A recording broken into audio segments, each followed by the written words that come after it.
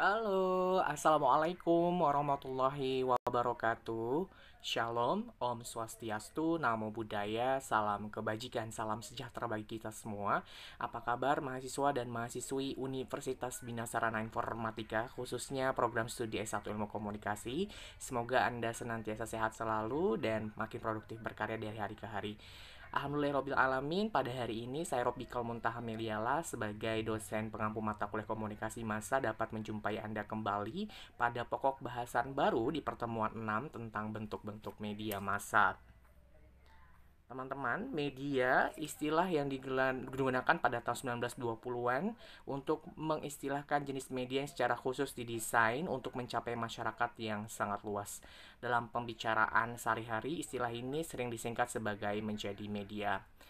Ada dua jenis pembagian media, yaitu media cetak dan media elektronik. Media cetak terdiri atas surat kabar dan majalah, sedangkan media elektronik terdiri atas televisi, radio, siaran, film, internet, dan blog. Media cetak juga salah satunya yang termasuk di dalamnya adalah majalah, surat kabar, dan tabloid. Jika kita berbicara tentang surat kabar, fungsi surat kabar menurut Onong Uhyana Effendi sama seperti layaknya fungsi pers, yaitu to inform, to educate, to entertain, and to persuade, yaitu untuk menginformasikan sesuatu, untuk mendidik, untuk memberikan hiburan, dan untuk menggugah atau mempengaruhi. Dan surat kabar sendiri mempunyai beberapa karakteristik yang perlu kita ketahui. Di antaranya adalah frekuensi terbit dari surat kabar dapat berupa harian, mingguan, ataupun seminggu sekali.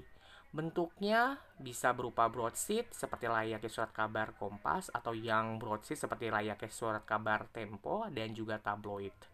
Sirkulasinya itu dapat menjangkau untuk skala nasional, regional maupun lokal.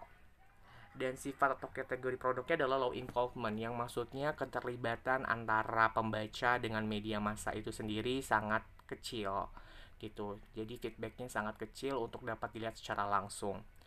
Format isi dan jenis dari surat kabar itu terdiri atas beberapa hal, ada yang ekonomi, politik, olahraga, atau segmented. Dan kelas sosial pembaca itu bisa terdiri atas highbrow newspaper, yang maksudnya kelas A, boulevard, ataupun newspaper, ya. Highbrow newspaper itu adalah kelas A, ada juga boulevard newspaper yang kelas menengah ke bawah. Nah, kategorisasi surat kabar ini dapat digolongkan atas surat kabar skala nasional seperti Harian Indonesia, Media Indonesia, Seputar Indonesia. Ada yang masuk ke regional seperti Gala Media, Jawa dan Bali, Pikiran Rakyat, Jawa Barat, Media Kalimantan, ataupun yang lokal seperti Suara Kita, Sulawesi, Bintang Papua, dan sebagainya. Nah, surat kabar sendiri ini mempunyai kekuatan dan juga kelemahan. Kekuatannya diantaranya market coverage tinggi, maksudnya penyebaran dari surat kabar ini bisa menjangkau luas wilayah tertentu, bahkan sampai skala nasional. Harga relatif murah ini untuk dibeli bagi konsumen di pasar. Comparison shopping jadi terdiri atas katalog produk yang memungkinkan konsumen untuk mengarsipkannya dengan baik. Karakter surat kabar ini sangat kuat dan penyajian beritanya yang lebih lengkap dibandingkan media massa lainnya. Kemudian mempunyai target pasar sendiri sesuai dengan halayak pembacanya, dapat dibeli tanpa harus menjadi pelanggan atau eceran, ada ruang beriklan atau space yang khusus buat produk, dan fleksibel ketika menjadi bagian dari iklan produk. Nah, selanjutnya adalah majalah. Majalah adalah bentuk lain dari surat kabar yang biasa dicetak dengan bahan yang lebih luks dan ukuran majalah lebih kecil dibandingkan surat kabar. Karakteristik majalah lainnya adalah luas jangkauan atau daya jangkau majalah terbatas, kemampuan penyampaian pesannya lebih lambat karena jalur distribusinya yang panjang, penetrasinya cenderung lebih lambat karena biasanya majalah terbit mingguan, 2 mingguan, bahkan bulanan, dan kebutuhan pemeliharaan memori atau files space-nya relatif lebih panjang. Nah, kategorisasi majalah itu bisa terdiri atas mass magazine seperti layaknya Time, news magazine seperti layaknya Tempo, class magazine yaitu majalah berkelas seperti layaknya apa namanya Investor gitu ya.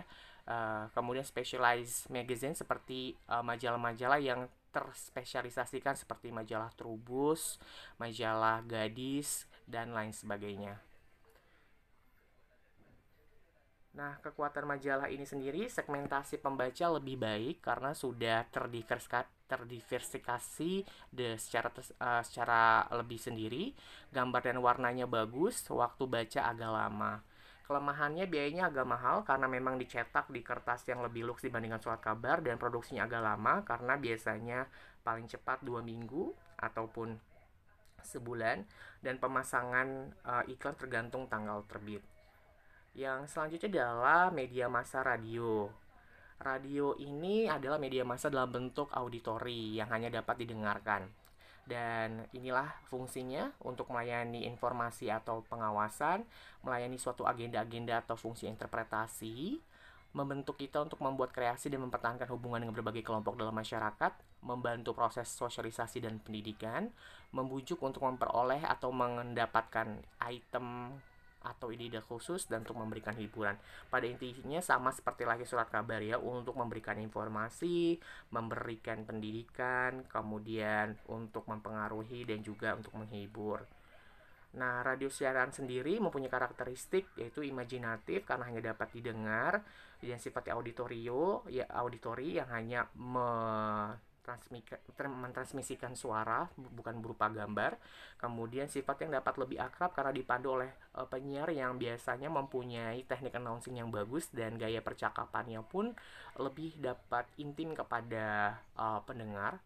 Makanya banyak sekali pecinta-pecinta radio itu sangat tergila-gila kepada penyiarnya karena radio ini sendiri akan berjalan lebih baik jika ditunjang oleh kualitas penyiar radio juga yang lebih memiliki kemampuan mumpuni dalam teknik announcing. Nah, kategorisasi radio siaran ini ada yang disebut dengan radio siaran pemerintah seperti Radio Republik Indonesia, kemudian radio siaran semi pemerintah seperti El Sinta dan Sonora, dan radio siaran swasta seperti layaknya kita ketahui ada Prambors, Mustang, kemudian iRadio dan lain sebagainya. Radio siaran ini mempunyai kekuatan mempengaruhi imajinasi pendengar, merupakan alat penerima program dengan biaya yang lebih murah. Radio mudah dibawa karena sekarang radio terintegrasi dengan mobile phone yang kita miliki atau gawai yang kita miliki. Radio identik juga sebagai media hiburan untuk mendengarkan lagu-lagu pilihan kita. Kemudian radio dapat menembus ruang dan waktu, dan radio dapat menjangkau masyarakat luas. Kelemahannya, radio siaran mempunyai durasi program terbatas yang sifatnya hanya sekilas dengar.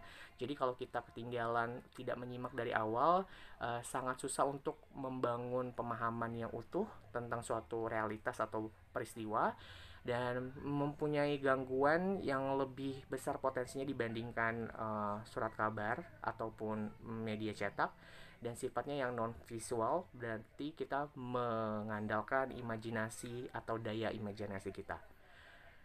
Selanjutnya adalah media massa televisi.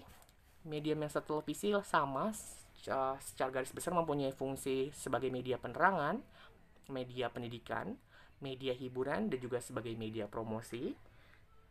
Makanya banyak sekali built-in baik produk atau jasa yang memanfaatkan media televisi ini untuk memperkenalkan produknya kepada halayak atau audiens.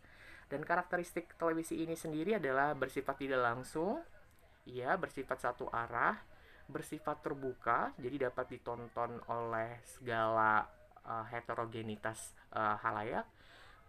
Kemudian pesannya dapat disebarkan secara publik dan bersifat selintas sama seperti layaknya radio. Dan kelebihan dari televisi ini adalah bersifat audiovisual, jadi lebih memudahkan dari pemahaman halayak atau audiens saat menerima informasi. Kemudian menguasai jarak, ruang serta waktu, jangkauan televisi sangat luas dan cukup besar. Pemberitaan terhadap suatu peristiwa sangat cepat dan informasi atau berita yang disampaikan televisi bersifat lebih singkat, jelas, dan sistematis. Namun kekurangan dari televisi ini adalah bersifat transitori, yang artinya perpindahan, ya. Kemudian perpindahan yang sangat cepat antara iklan yang satu dengan iklan yang lain. Media televisi terikat oleh waktu tontonan. Televisi tidak dapat melakukan kritik sosial dan pengawasan sosial secara langsung dan vulgar. Relatif mahal karena kita harus membeli televisi yang harganya lebih mahal dibandingkan media cetak seperti surat kabar atau majalah, dan tidak ada segmentasi pirsawan atau pemirsa pada suatu waktu. Selanjutnya adalah media massa film dan internet. Ini akan menjadi tugas Anda, mahasiswa dan mahasiswi, yang harus Anda cari, lalu Anda ketik secara rapi di Microsoft Word tentang fungsi dari film, karakteristik film, kategorisasi film, serta kekuatan dan kelemahan film. Lalu lanjutkan bagaimana dengan fungsi dari media internet, karakteristik media internet, kategorisasinya, berikut juga kekuatan dan kelemahannya. Dan silakan Anda konversikan ke link Google Drive, dan ingat file yang Anda simpan dalam bentuk PDF. Dan simpan link Google Drive itu pada ruang latihan di MyBase yang sudah saya buka. Terima kasih atas waktu dan kesempatannya. Assalamualaikum warahmatullahi wabarakatuh.